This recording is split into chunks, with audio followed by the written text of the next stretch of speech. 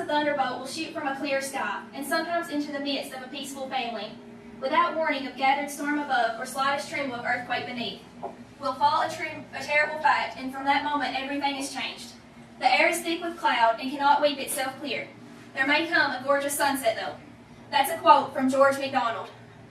We never know when our life may be brought to an end. Something could happen at any time that could seriously alter your life. A car wreck, a heart attack, or something to that effect could take the life of anyone at any given time. However, do you ever think that someone might pull a gun on you while you're at school, work, or other public places? This is exactly what happened at Columbine High School. 2 male students went on a shooting rampage, killing and injuring fellow students and teachers. This massacre took place 11 years ago on April 20th, 1999. That day started out like any other, but soon turned into a tragedy when 2 boys went on a shooting rampage, killing and seriously injuring and devastating family and friends. I'm sure April 20th, 1999 started out as a normal day for the students and families of Columbine. Can't you just imagine everyone getting out of bed to get ready for school or work? They're fighting over the bathroom, trying to find something to eat, and then rushing out the door so that they're not late. I'm sure the only thing that the students were worried about is the homework they forgot to do or a test that they were supposed to have that day. Even though most people did not realize that day would soon become a nightmare. On that day, 2 male students entered the school, but they knew today was not going to be like a normal day at school. They knew a shooting would take place. They knew because they were the shooters. Eric Harris was one of those. He was 18 years old and less than 2 weeks away from graduating. He was known to have anger management issues, which he had been prescribed medication for. He was very intelligent and creative. He wanted to join the Marines after graduation.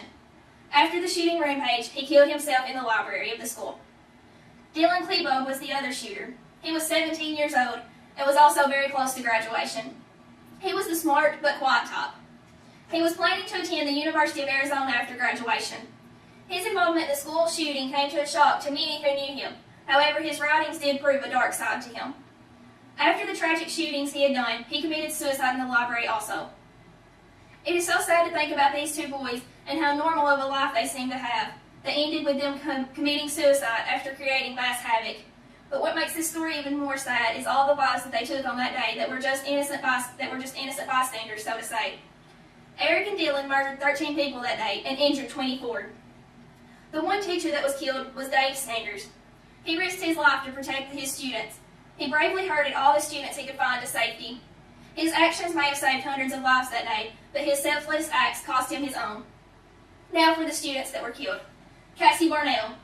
After the shooting that killed her, her mother wrote a book titled, She Said Yes. This tells of Cassie's faith in God that exposed her to ridicule at school.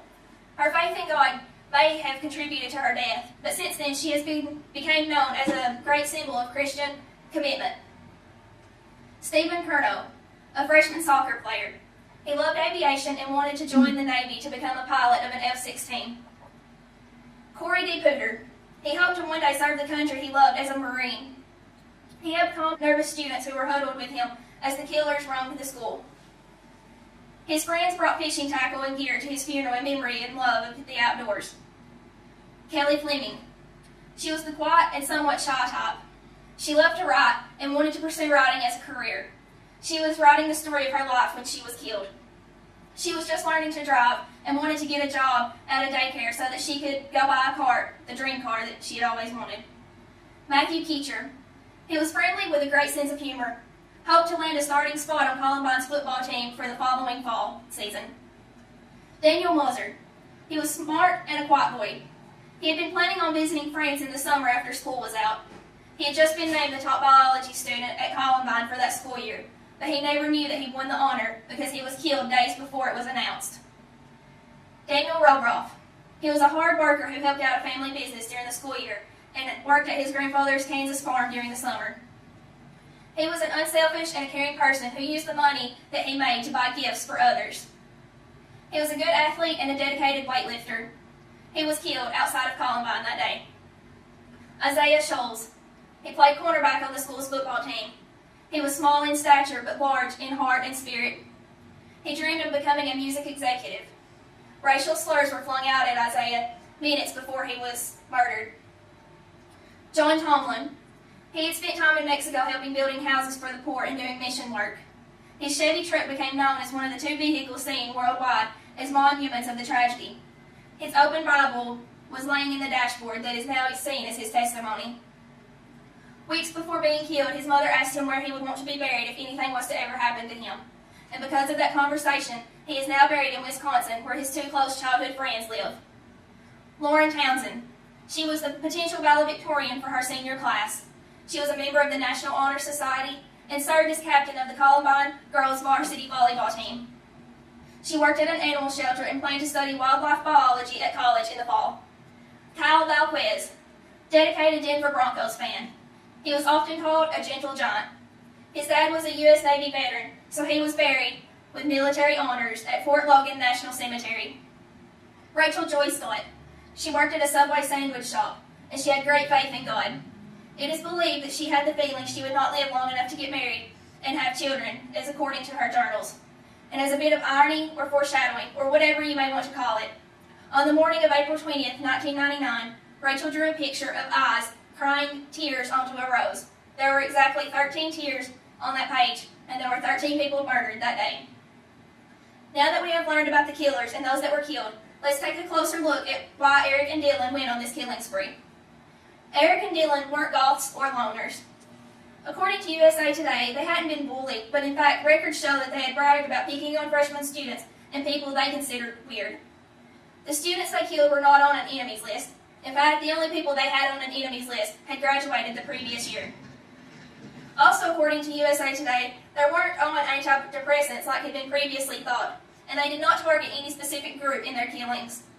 They also say that the pair's suicidal attack was planned as a grand, if badly implemented, terrorist bombing that quickly devolved into a 49-minute shooting rampage when the bombs Harris built fizzled.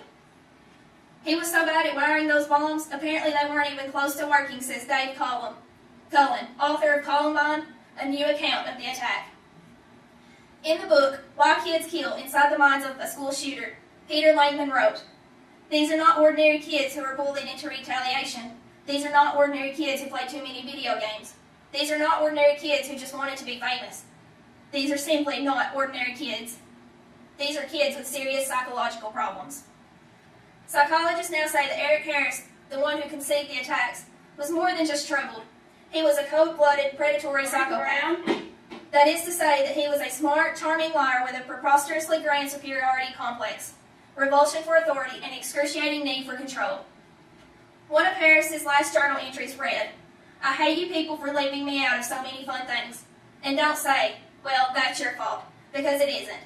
You people had my phone number, and I asked and all, but no. No, no, no. Don't let the weird-looking Eric kid come along."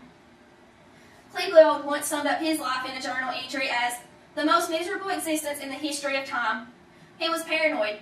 He once wrote, "I have always been hated by everyone and everything." So, now how did they go about the killing? Harris and Klebold planned to kill thousands. They wanted to kill everyone in the school, including their friends. They had been planning the attack for over a year, building over 100 bombs and persuading friends to buy them guns. Shortly after 11 a.m. on April 20th, 1999, they entered the school with duffel bags full of propane tank bombs. They put one in the cafeteria and one in the kitchen. Had the bombs exploded, they'd have killed virtually everyone eating lunch and brought the school's second-story library down atop the cafeteria, police say. They were armed with a pistol, a rifle, and 2 sawed-off shotguns. They even planned for killing the police, journalists, and any parents that rushed to the school. They rigged their cars with gasoline bombs. Luckily, these bombs didn't work either. It is a good thing that Harris did not have a well-paying job to where he could have had better resources. If he had had better wages, he could have built bigger, better bombs, but he didn't, and the bombs he built didn't work. These boys were deeply troubled. They planned on killing everyone they possibly could. They killed 13 people that day and injured 24 people. Can you imagine how devastating this must have been for the family, friends, and the others in that community and around the world? I would like to end my speech today with a poem by Emily Dickinson. "I reason, earth is short, and anguish absolute, and many hurt, but what of that? I reason we could die, the best vitality cannot excel decay, but what of that? I reason that in heaven, somehow it will be even, some new equation given, but what of that?" Emily Dickinson. Thank you.